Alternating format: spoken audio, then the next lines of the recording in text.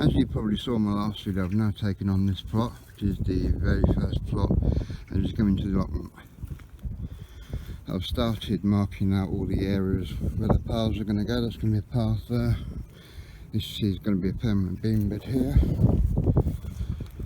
Another path in here.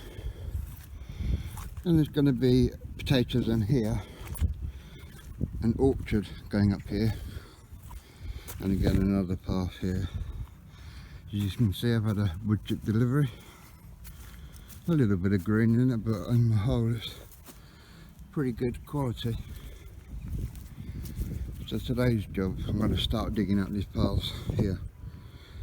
All the soil is going to come into here to backfill these large beds, which are going to be a raised bed. So it's going to have a border put all the way around. And the reason I'm digging the paths out is because what happens is if you put membrane down here and then the bark, it lifts the level up and sort of halfway up your borders. So you imagine the borders in here and the bark is coming up to here. It's halfway up the borders, so now I want the bark to be actually lower than the border itself, so the bark level will come up to the bottom of the border. So I'm going to start digging these out today and get the old rotavator out.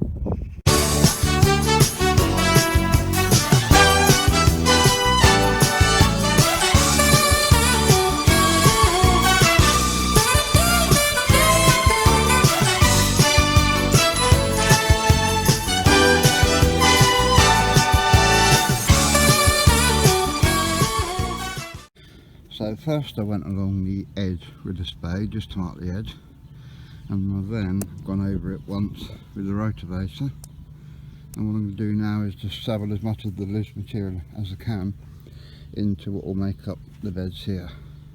This is plot 1, and this is the path that we're digging out here. That's just going to be backfilled into here. There's another path going in here.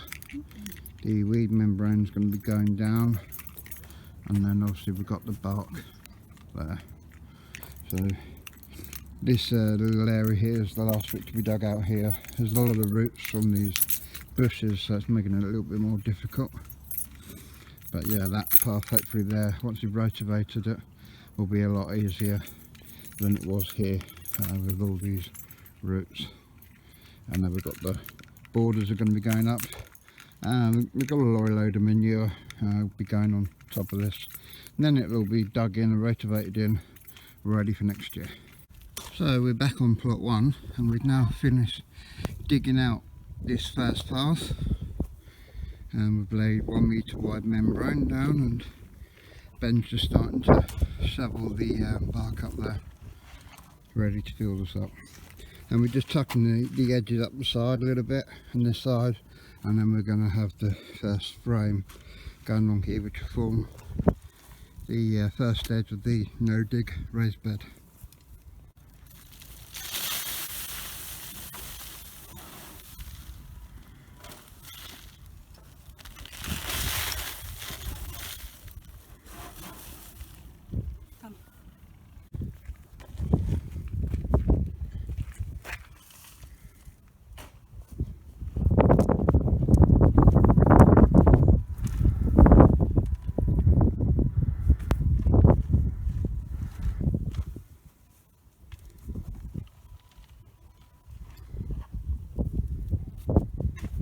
So at the minute we're just putting a base layer down just to hold the membrane in place, so we don't need to use pegs. And then what we'll do is we'll come back and then raise the level up so it's level with the grass there, and then that'll all get rolled so it's all nice and flat and even.